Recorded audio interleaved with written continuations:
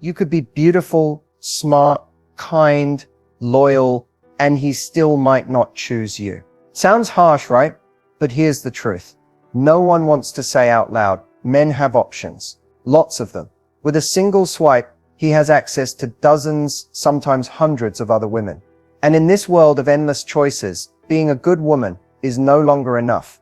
But don't get discouraged, because here's where it gets interesting. Most women try harder. They text first, they overgive, they prove their worth.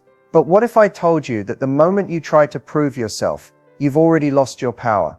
In this video, I'm going to flip the script. I'm going to show you one move, just one, that will shift his focus entirely onto you.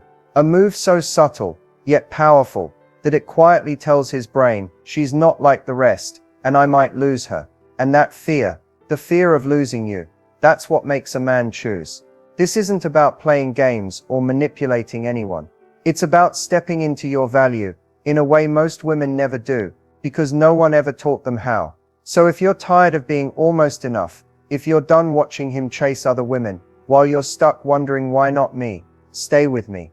Because by the end of this video, you won't just understand what makes a man pick you, you'll understand what makes him never stop choosing you. Let's get started.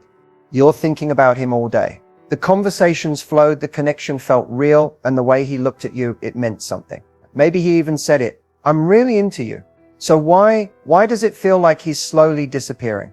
At first, he was all in, initiating texts, planning time together, making you feel seen, and then it starts. The texts become fewer. He's just busy. Calls drop off. His energy changes and you're left confused, replaying every moment, wondering what you did wrong. But here's the thing, you didn't do anything wrong. This is where most women start chasing clarity. They lean in, trying to fix it. They show more love, more attention, more effort, hoping he'll return to how it was in the beginning. But that's exactly when he pulls away even faster. Because here's what no one tells you. A man can like you, genuinely enjoy your company, be physically attracted to you, and still pull away. And it has nothing to do with you not being enough. Men pull away when the emotional stakes aren't high enough to keep them present. It's not the attention you give.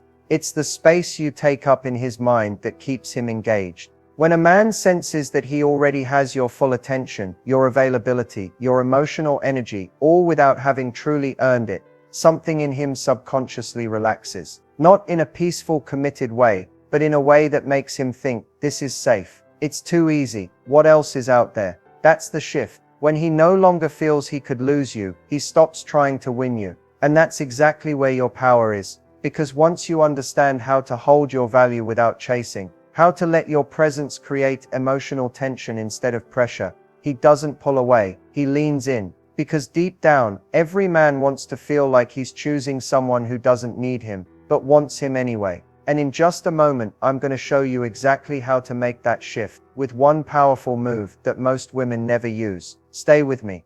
There's a moment, often unspoken, that changes everything in a connection between a man and a woman. It's not the moment you kiss, or even the moment he says he likes you. It's more subtle. It happens when the balance of emotional power quietly shifts, when he realizes, maybe for the first time, that he doesn't have you as figured out as he thought. See, what most women don't realize is that men don't fall for you just because of how much they like you. They fall for you when they realize they don't fully have you yet, when they can feel that your heart is not a guarantee, but something he has to earn. And that shift doesn't come from playing hard to get. It comes from a deeper place, a decision that says, I know who I am, I know what I bring. I'm not afraid to walk away from anything that doesn't honor that. That's the moment everything begins to turn. When you stop trying to win his attention, when your energy no longer screams, pick me, please choose me, but instead rests in, I'm observing you too. His emotional dynamic with you changes. He leans in, not because you pulled back to manipulate, but because your energy stopped chasing and started attracting. Men aren't wired to crave what's already theirs. They're drawn toward uncertainty with possibility. When he's unsure but intrigued, when he can sense your interest but not possess your heart completely, that's when he begins to value what he's afraid to lose. And the irony is, the more you choose yourself, the more he wants to choose you. Because real feminine power doesn't beg. It doesn't convince. It doesn't over-explain, over-give, or overstay in places where she feels unseen. It simply exists with such quiet strength that a man either rises to meet her or watches her walk away. It's not a performance. It's not pretending to be detached. It's you, knowing in your bones that your presence is rare, that your love is not something to be won through games, but offered to those who can truly see it. And when that energy shifts, when he feels that you are no longer chasing but standing still, fully rooted in your value, he begins to wonder, he thinks more, he feels more, and suddenly you're not one of many. You're the one he's afraid to lose. That's the secret shift most women never make, not because they can't, but because no one told them they could, until now. And up next, I'll show you why the idea of competition with other women is a complete illusion. Once you understand this, you'll never see dating the same way again. There's a moment in dating where you start to notice, not just him, but everyone around him.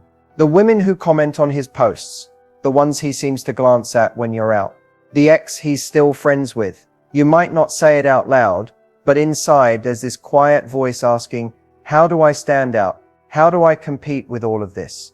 And that question right there is where everything starts to go sideways.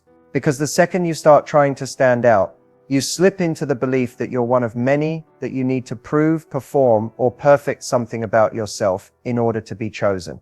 And it's a trap, because you were never meant to compete. That energy, it's exhausting, and it's not what makes a man choose you long term.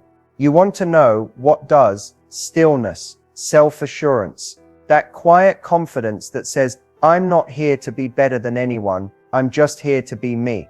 And whether you recognize the value in that is your decision, not my insecurity. The women who constantly try to one-up, outshine, or compare, they're chasing an illusion.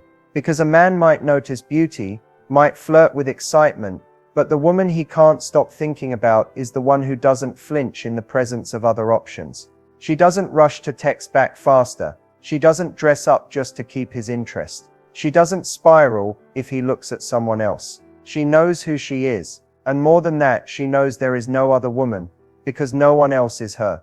That's what magnetizes him. Not the chase, not the competition, but the absence of desperation.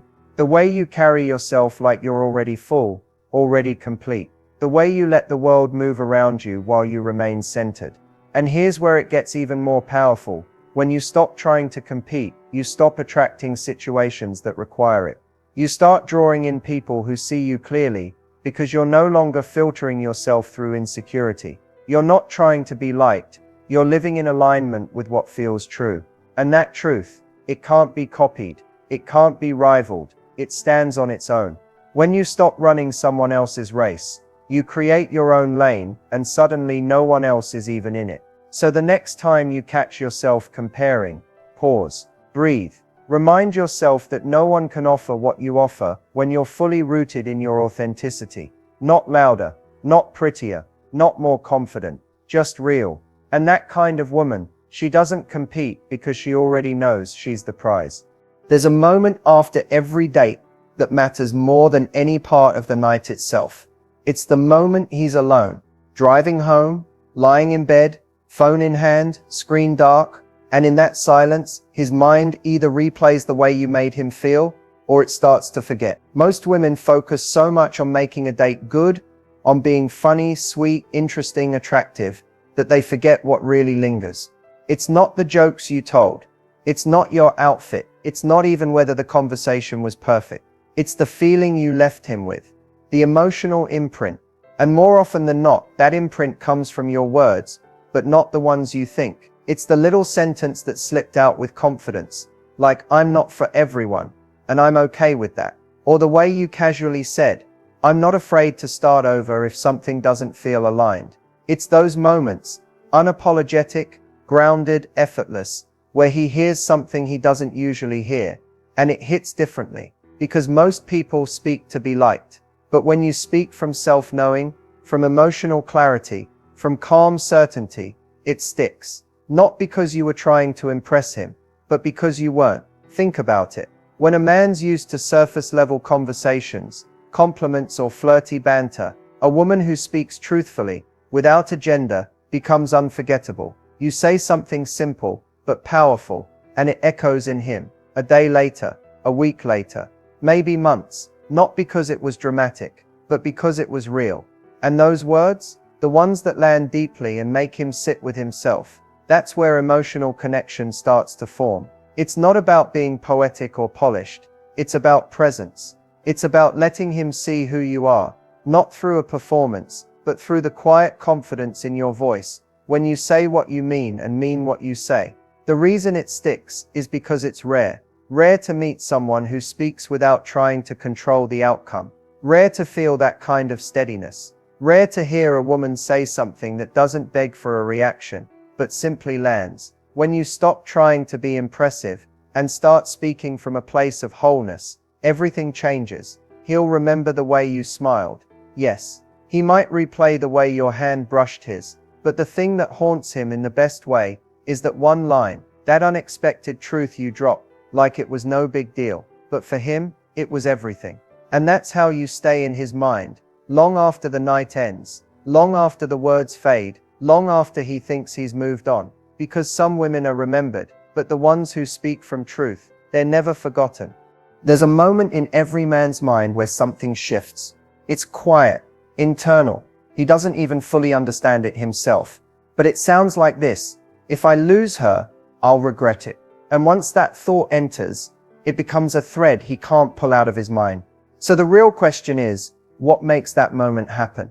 It's not looks, it's not charm, it's not even compatibility on paper. It's emotional positioning, the way you hold yourself, not in front of him, but in your own life. Men don't feel urgency to commit until they sense they could actually lose something meaningful. And that feeling doesn't come from ultimatums or pressure. It doesn't come from texting him more or being the perfect woman.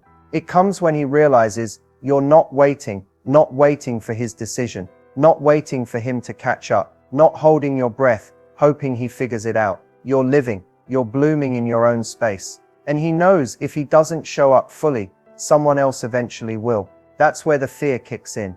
Not fear of abandonment, but fear of missed opportunity. Because when you radiate self-respect, it reflects back to him like a mirror. He starts seeing your value through how you treat yourself. And that subtle distance, not cold, not dramatic, but clear, makes him pay attention. He realizes you're not his by default, that you're a woman with options, standards, and enough self-trust to walk away from anything that doesn't feel aligned. It's the way you take time to respond, not out of strategy, but because your time is full. It's the way you don't overexploit your feelings, but also don't hide them. You speak honestly, then let go. You don't push or pull, you let him sit with it. And in that space, he starts to feel something unfamiliar, the absence of your pursuit. And it hits. He remembers your smile, your laugh, the calm you brought into the room. He remembers how safe and yet exciting it felt to be around you. And now in that quiet, he wonders, what if she's gone? That's when the desire to keep you intensifies. Not because you forced it, but because your presence is no longer something he assumes. It's when he realizes, maybe too late, that you're not like the rest, that your energy doesn't chase, it invites. And if he doesn't step into it now, he might never get another chance. That's what triggers the "I can't lose her" feeling. Not what you say, not what you give, but how powerfully you exist, with or without him. Because the woman who knows her worth doesn't try to make someone stay. She just becomes the kind of woman no one wants to let go of. There's always that one person who stays with you, even years later. Maybe the relationship didn't last. Maybe you moved on. Maybe it never even fully started, but you still remember them. Not because they tried harder than anyone else. Not because they were perfect, but because of how they made you feel. And that feeling didn't fade. It left a mark. That's the kind of impact you want to make. Not through effort, but through energy. Not through intensity, but through intention. And the move that creates it. It's simple. But most women don't do it. You stop needing anything from him. You don't pull away to test him. You don't give to earn something.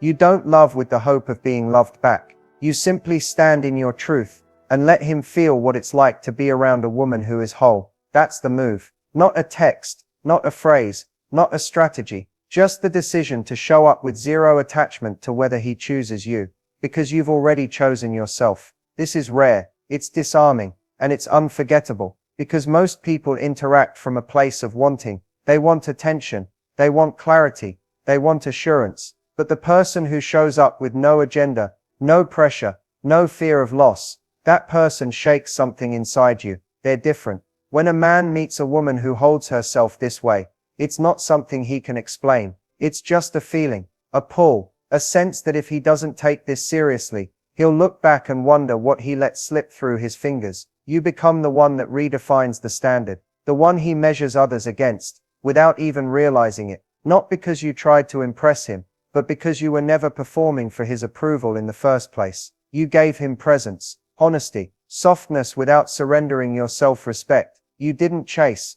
but you didn't close off. You were simply real, in a way most people never allow themselves to be, and that presence stays with him. Because it's not just about attraction, it's about how safe and challenged he felt all at once. It's about the way your silence spoke louder than any argument, the way your boundaries taught him how to treat you without ever raising your voice. That's impact. The move isn't something you do to him, it's what you choose to embody, over and over, regardless of who's watching, and the ripple effect of that energy, that's what keeps echoing in his memory long after you're gone. Not because you needed him to remember you, but because he couldn't help it. Let's take everything we've talked about and bring it to life. Because when you see it in action, it clicks differently. It's one thing to understand confidence and emotional depth in theory. It's another to watch how it plays out in real moments that stick. So picture this. A woman goes on a first date. She's not overly dressed up, not underdressed either. She's not glued to her phone before he arrives, double checking her reflection every second. She's sitting there, calm, centered, maybe sipping tea. He walks in, she smiles, stands to greet him, but there's no rush, no energy of finally he's here, just ease. The conversation flows. He asks questions, some deep, some casual, and she answers honestly, without fluff or apology. When she disagrees, she says so gently, not defensively. And when she talks about her passions, there's no attempt to impress. Her eyes light up because she's in love with her life, not trying to sell it to someone. Then comes the moment most women dread. He mentions an ex, not in an inappropriate way, just in passing. Most women would tense up, shrink, maybe even start comparing themselves silently. But she doesn't. She smiles, nods, and lets it pass, because her self-worth isn't shaken by who came before her. At the end of the night, he leans in, testing the waters, hoping for affirmation. And instead of over-explaining how she feels, she just says, "Tonight was great, let's both sleep on it." Kind, clear, unattached. That's impact. Or take the woman who's been casually dating a guy for a few months. He starts pulling back. Less effort, more excuses. Most would react, text more, ask questions, seek answers. But she doesn't. She notices the shift, accepts it, and gracefully steps back. No drama, no chase. She doesn't send one last "just so you know, I care" message. She just lets it breathe. A week later, he texts, "Hey, you good?" Of course she is. She was never waiting on him to validate her value. And that silence, it said everything. Not because she played it cool, but because she actually was. These moments don't require a script. They require self-trust. They require you to know the difference between someone liking your presence and someone earning access to your energy. That's what this looks like in real life. It's in the pauses, the grace, the restraint, the moments where most people reach, but you stay still. And in that stillness, something powerful happens. People start to feel your presence, even when you're not in the room. Your absence speaks. Your boundaries echo. This is how it works in action. Not louder, not bigger, just deeper. And once you learn how to embody this, you don't just hope he'll choose you. You become the one he realizes he was never ready to lose. There's something most women don't realize they're doing until it's too late. It's subtle. It feels like love. It feels like care. But what it really does is push a man away, even when he was once drawn to you. It's the energy of needing to prove yourself, of over-explaining, over-efforting, of trying to earn something that can only be given freely, emotional commitment. If you want depth, if you want devotion, if you want a man who sees you clearly and shows up with intention, you have to be willing to walk away from anything that doesn't feel that way. That's where it begins. And yet what so many women do instead is tolerate inconsistency, hoping it will turn into clarity. They wait for breadcrumbs to become a meal. They explain their needs over and over again to someone who's already shown a pattern of ignoring them. And it's not weakness, it's hope. But the truth is, commitment doesn't come from convincing. It comes from clarity, from your energy being so steady, so rooted, that it doesn't beg or bend to be accepted. And the moment you start bending too far, something in him relaxes, not into commitment, but into comfort, into knowing he doesn't have to try. That's the danger. Because men don't fall for the woman who gives everything without asking for anything. They fall for the woman who gives with intention, who loves fully but doesn't overstay in uncertainty. The one who doesn't wait around hoping to be chosen, because she's already chosen peace. You want emotional commitment? Then don't chase emotional unavailability. Don't stay silent when something doesn't feel right. Don't confuse chemistry with compatibility. Don't keep giving access to your heart to someone who hasn't proven they can hold it. That's the real work. Not learning how to get someone to commit, but learning how to honor yourself so completely that you naturally filter out anyone who won't rise to meet you. And yes, it can be lonely at first. There's discomfort in standing still while someone you wanted starts to drift. But there's also freedom. Because when you stop negotiating your needs, when you stop shrinking to make someone else comfortable, when you stop over-explaining why you deserve the bare minimum, you make space for something real. The kind of connection that doesn't just say the right things but shows up consistently. The kind of man who doesn't pull away when things get real, but leans in with you, because he can feel the difference. He can feel that your love has depth, but your boundaries have steel. And that combination, that's rare, that's unforgettable. That's what makes him commit, not out of pressure, but from a place of choice. Because when a woman moves through the world like she won't settle for halfway love, she doesn't have to beg for commitment. It finds her. So now you've seen it. The patterns, the shifts, the energy behind real attraction. And what actually makes a man stop, feel, and choose. Not because he's pressured to, not because he's afraid to lose you, but because he wants to. You didn't need to change who you are. You didn't have to play games or become someone else. You just had to come home to the version of you that never had to chase in the first place. Because the truth is, the more grounded you are in your own value, the less convincing you have to do. The less you tolerate half-hearted connections. The less noise you get caught up in. Men feel that. They feel the difference between a woman who's performing for love and a woman who embodies it. And if you've been in the cycle of overgiving, of hoping, of waiting, let this be the moment you choose differently. Not out of fear, but from strength. Let this be where you stop looking for signs and start listening to your own energy. If something feels unclear, confusing, one-sided, it's not your job to try harder. It's your signal to lean back, to come back to yourself, to remember your love is not common.